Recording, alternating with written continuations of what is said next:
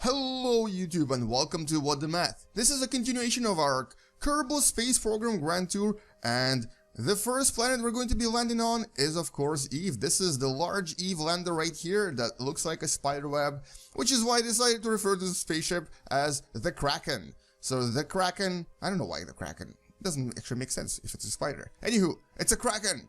So we're getting Kraken to the first landing spot, which is the Eve. So I managed to get a really nice intercept, even though it's not actually the orbit path I was looking for. As you can see, this is the orbital path of Eve, this is my path, and I'm kind of approaching it a little bit awkwardly from the side here, but the intercept is at 150 kilometers right now. I'm going to make this a little bit closer because I'm actually aiming at an intercept of approximately, or actually almost exactly 68 to 69 kilometers. Why?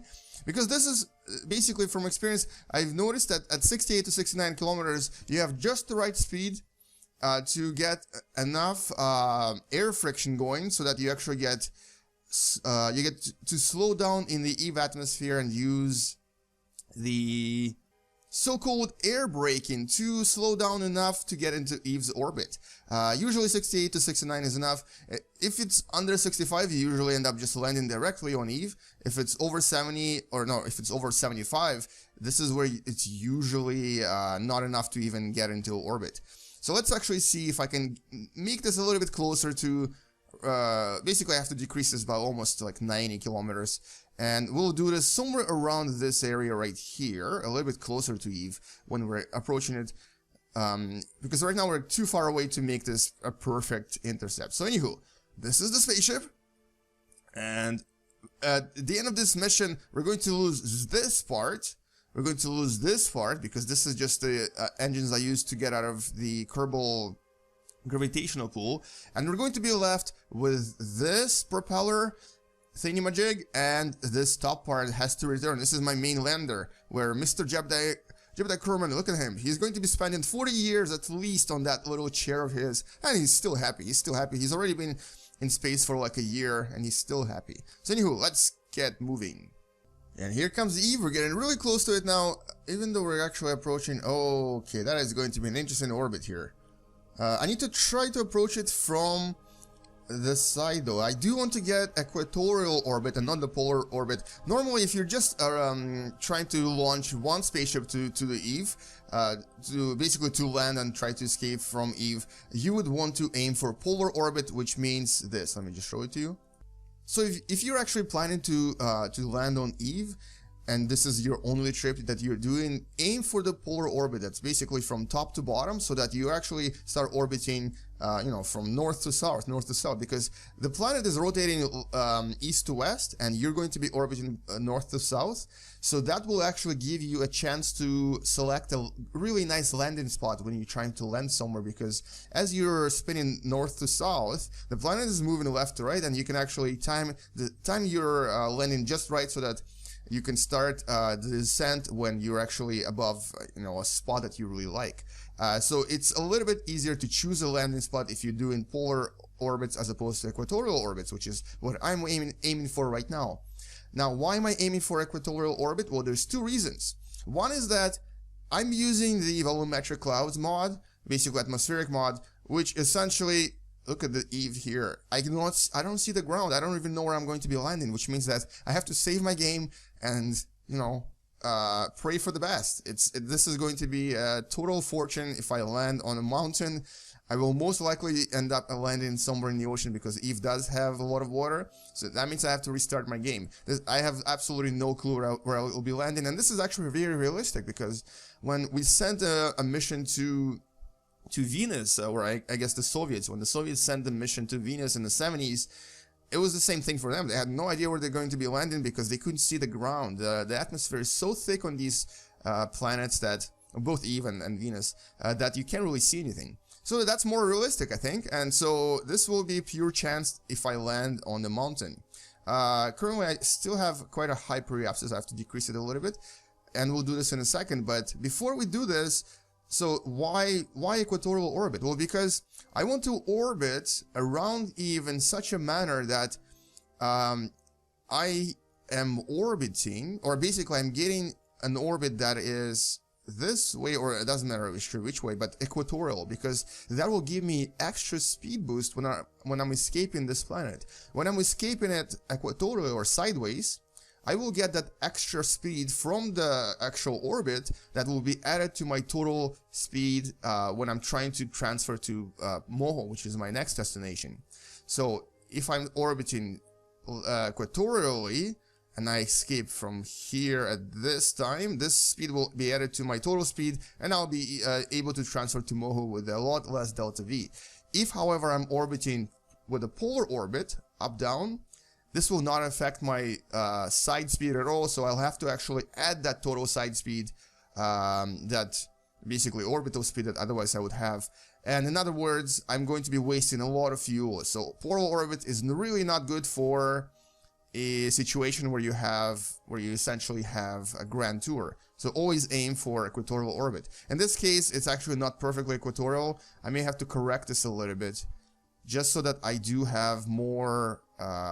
I want this really aligned with the Moho plane, with the plane of Moho orbit, so that I actually can save a lot of delta V that way. So this is my last plane correction right here, and I'm going to try to get into periapsis of 67 kilometers above Eve. This will hopefully be enough for us to slow down and get in a relatively equatorial orbit. I think this will actually look pretty good. If we slow down enough and get into orbit, we'll be able to adjust our speed later on. I need to burn for 125 meters per second. This is my last orbital adjustment, and I do still have some fuel in these huge massive tanks. We'll be able to use them for the final orbit adjustment before dumping them, and then we'll actually release this thing, which is going to try to land on Eve, hopefully land on Eve, and then this will stay orbiting around the planet. Okie dokie, let's do this. So here we go, 68 kilometer or almost 69 kilometer intercept. Let's see how it goes. I'm going to keep everything attached for now, and if we see that basically if we achieve some kind of an orbit around Eve, I'm going to release this top part and then stabilize this part at an orbit of around 150 to 120 kilometers above Eve's surface. Anywho, so I'm gonna accelerate time. Let's actually, where is Eve? Let's point ourselves toward Eve so we can see it approaching. There it is. All right, so accelerate time, and let's wait for this spaceship to get closer to the planet. Now, I'm a little bit worried about this because this is actually probably the most unpredictable part of the mission, where I have really no control over my landing. I basically am just kind of relying on pure luck here. I have before landed in the water, and it's not fun.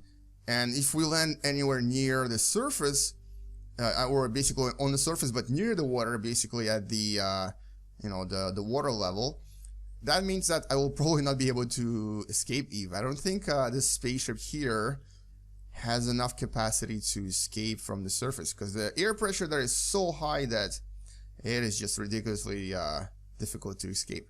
I can definitely escape if we land at approximately 2,000 meters, maybe 3,000 meters, and I'll still have enough fuel to even orbit around Eve a few times and realign my orbit with this part. Maybe even 1,000 meters, but anywhere lower than that is going to be a problem, which means that we may have to restart our game. Hopefully we don't have to do that. Okay, so here we go. Here comes Eve. Beautiful, beautiful Eve. If you're not playing with the atmospheric mod, you really should, because it changes all of the planets dramatically. Without the mod, this planet looks very barren. It's basically just like black and dark and not inviting at all, but with the clouds and with the atmospheric mod, it just looks gorgeous. So here goes nothing. Now, how much delta V do I have? I have 500 meters per second delta V left in this tank. This is more than enough for us to stabilize our orbit, if we need to do so. But I'm getting really worried here, because this is just like I have totally no control over this. At this point, this is all about pure luck. I did most of my calculations based on a smaller spaceship, but I think the periapsis of, 69 kilometers should be enough for us to slow down enough just to get into orbit. But then after this, I may have to orbit around Eve a few times. And, oh, here we go. This will start air braking. I'll have to orbit around Eve a few times before we can actually have enough of an altitude to get into a stable orbit of 150 kilometers-ish. If I go above that, if my this part here, if it starts orbiting at higher than 150 kilometers, I don't think I'll be able to reconnect with that spaceship, because this capsule right here, when it escapes from Eve, it's not gonna have much fuel left to realign its orbits. Even the Hoheim's maneuver is going to require more around Eve than it would around Kerbin because of the gravitational pull from this relatively large planet. So okay, so we're already in the atmosphere. You can see atmospheric pressure increasing here.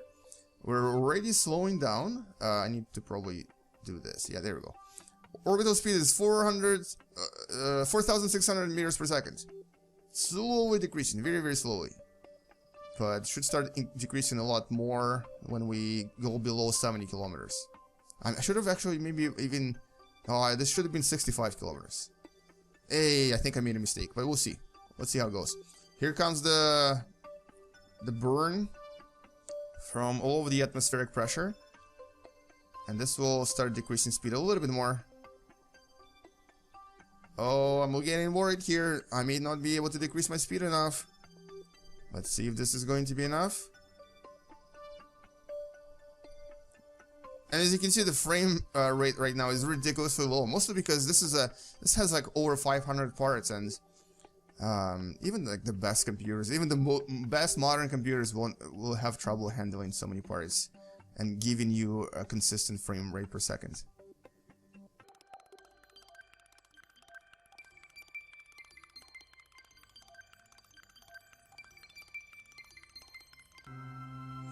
And look at that, we actually got into orbit. Very, very highly elliptical orbit. Yes, it was a success. So I'm gonna just wait a little bit more until we exit the atmosphere, and then try to possibly readjust the periapsis, because the altitude of periapsis determines how much velocity you use for every pass. And I do have to do maybe 3... Look at this beautiful elliptical orbit. Maybe 3 more passes until this drops down to about... I guess 150 kilometers would be good enough. Currently it's quite high, but it's getting really nice. Look at that. This was a really good first try. Surprised I actually did this. So, okay, so the orbital part was successful. Getting into orbit was relatively successful, and we now have to decide what we're gonna do. So I think maybe this would be a good time to release this top capsule. And then the bottom part will actually become autonomous. It will be controlled by an artificial intelligence, or basically autopilot. And it will then try to get into orbit around Eve, while this part will slowly drop down and attempt to land somewhere nice and safe. Possibly water. Hopefully not water. And the thing is, since I can't really see the surface, I was kind of debating with myself whether I should just cheat and do this. If you can actually, there's one of the cheats here that allows you to see the biomes on the map. So look at that. I could actually look at the map and see where the water is. But even there, just barely. But that's not fun, right? That's not fair. We're not gonna do that. We're gonna just rely on luck, see what happens, hope the Kerbal gods are on our side, and try to aim for, basically ground. We're gonna try to aim for the ground, even though we don't really know where the ground is. But then, as long as we land somewhere on a hard surface, this gives us a really high chance to escape and reconnect with the main platform. So this was the first pass. So let's go for the second pass, and we'll do just the same. I'm gonna try to see if this altitude is actually good enough for us to get into slightly lower apoapsis. I might be risking it a little bit, but we'll see what happens. So I think my periapsis currently is, let's look at it. So our current periapsis is 68.5 kilometers, and apoapsis is 7.4 million kilometers.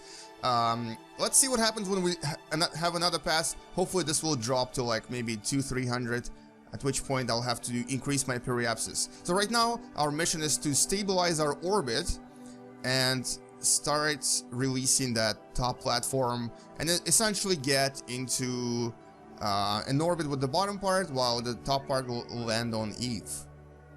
Now, if you are actually trying to find a spot to land on Eve and you found a perfect spot and you want to kind of eyeball it and try to land in this specific spot, if you have an orbit of 120 kilometers around Eve, be it polar orbit or equatorial, doesn't really matter, there is always approximately 90-degree arc you want to kind of use to aim for the spot. So for example, what I mean is this: if you orbit it in this fashion, let's say clockwise around Eve, and this is an orbit of 120 kilometers above Eve, this is, let's just say this is the spot you want to land on.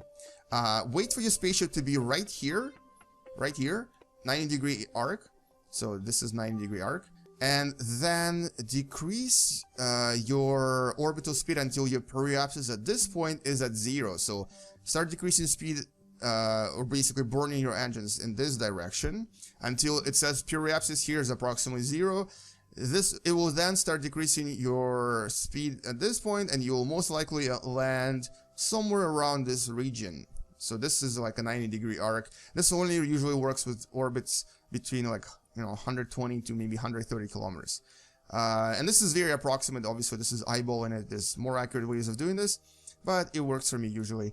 At this, in this particular mission, I won't be able to use this, however, because we are on a trip around the Kerbal system, so we can't really do it this way. Even though I would like to try it this way, I don't want to waste fuel. That's the thing, because decreasing your periapsis to 0 will require a lot of fuel, and I just don't have any to spare. So we have to eyeball things differently, and we also have to rely on luck. So this is the second passage, and unfortunately it's also on the dark side of Eve, so you can't really see the beauty. But let's wait for us to decrease our speed as much as we can, and hopefully this will also decrease the apoapsis and not crash us on the planet.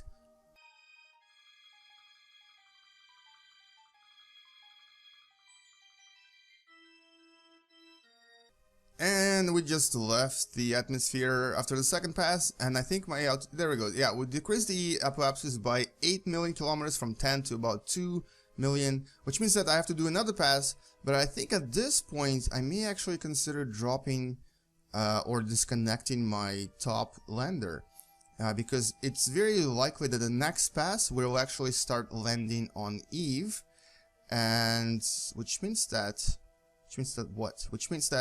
this part needs to start stabilizing orbit. I'm going to decrease this part's periapsis, or increase it, that is, to about 75 kilometers. So it's going to be a much less dramatic air braking maneuver. But for the top part, it can still it can continue in the same type of a pathway and attempt to land on Eve using nothing but luck. All right, so let's try this. So this will now become 2 spaceships. I'm going to have this spaceship being controlled automatically, and the top part will be controlled by Jebediah Kerbin. I just can't find my... Where is that? I'm looking for that particular disconnecting thingamajig. Okay, so here's my stack decoupler. I'm going to decouple the spaceships right now, and the mission has begun. Hopefully it will not be as slow anymore, because now I'll have 2 spaceships with about 200-ish parts each. This one has more though. And alright, so yeah, flying apart, excellent. So this is all up to you now, Jebediah Kerbin, and this spaceship will have to maneuver itself manually, or automatically, that is. You're going to have to take control of the bigger part. Separation! Beautiful separation above the atmosphere of Eve. And this is the preparations for the landings. I don't know if I mentioned, but I do have 4 parachutes here, 4 large parachutes here, and also 2 smaller ones on the sides that I'll be releasing in order for us to land safely on Eve. If you are coming to Eve, remember, you don't need as many parachutes. You need about half of parachute mass that you would need on Kerbin. So on Kerbin this would have to be a lot more, because the atmospheric pressure on Eve is so high that you're basically landing in a very dense environment, so you don't have to have as many parachutes. And here we go, 2 parts separated. Beautiful, beautifully done. Alright, so let's accelerate time and start our maneuvers. And let's look at the other part flying away from us. Goodbye, other part. Hopefully see you soon. Possibly a few days Kerbal time. This is gorgeous. It almost looks like it's falling into Eve's atmosphere, even though it's not. So as soon as this part is far away from this part, hopefully the frame rate per second will increase, because this is kind of like watching a slideshow right now. And I can't really help it. I mean, the game is currently not particularly well optimized for, you know, for using powerful GPUs, or it's really not GPU dependent, it's actually CPU dependent, so it really depends on what CPU you have. And I do have i7 with 4 cores in it, so it should technically run well, but it doesn't. I'm not blaming anyone, I'm blaming myself. I need more cores. Yay, it's actually fast now. Okay, that's perfect. So this is the bottom part. You may have not actually seen it as well because it was covered by the top part, but this right here is my refueling station, and this is the massive engine that will propel us across the universe in a Kerbal solar system. I think it has like 38,000 delta V, plus or minus 2,000. And this here is the last part that I'm going to be using to maneuver and possibly even add a little bit of speed to escape Eve's atmosphere. Oh, sorry, Eve's orbit. So let's look at. I think I need to rotate my spaceship so it's actually pointing towards my orbital velocity, and then we're going to increase our speed a little bit, just so that the periapsis increases as well, because I don't want to decrease my speed dramatically anymore. I'm going to do it very slowly, very methodically, which means that we'll have to do maybe 3 or 4 more passes around Eve for this part, for it to get into a very beautiful orbit. Okay, 75 kilometers, that's actually really good. So this will require a few more passes, but we'll be able to really nicely modify this orbit to be more circular. Meanwhile, on the other part, where is it? It's here. No, it's here. This will not be moved anymore because it actually doesn't have any engines to change its orbit. I mean, it does, but I don't want to waste any fuel. I need that fuel to escape from Eve. As you can see, it has many stages. So let's actually close this. And in space, it would have almost 14,000 delta V. On Eve, it's not as much. It's only about just under 12,000, I think. So let's actually see what happens now. Let's approach Eve, and I really wonder if this will be our last orbit around it in this particular capsule. It's burning really beautifully. My frames per second have actually gone up, but I don't think this is the last pass. It looks like we may have to do this again, because I don't think this has actually decreased my orbit as much as I wanted it to. So, okay then, one more pass. And as you can see, it only decreased the orbit by about 75%. So this was the third pass. So the apoapsis is now at 522 kilometers. Periapsis is just below 65. So pretty sure that the next pass will be our last. Almost positive. So let's accelerate again. This other part is flying above us, and I may actually have to switch to it later when we land on Eve to readjust it. But let's just land this top part first. And this hopefully is the last pass that we have to do. I'm a little bit worried that I am going to end up in water. I have like this really bad feeling that this is going to be liquid, which means we have to restart. Not restart, but reload the game. So here comes the big moment. Will this be the last pass, and are we going to start landing on Eve? If we're going to start landing on Eve, there's a very likely chance we actually might land on the bright side. And I think this is it. Yep, we haven't reached periapsis yet, but the apoapsis is already dropping dramatically. Alrighty, I am ready. Are you ready? I'm ready. So what is going to happen now is we're going to release our parachutes below approximately, well, it's all about the speed. If you're going too fast, sometimes the parachutes will actually break or cut. So don't go too fast if you are using parachutes. I am going to do it when we're going below maybe 500-ish meters per second. Because Eve's atmosphere is actually so thick that you're not going to be going fast anyway.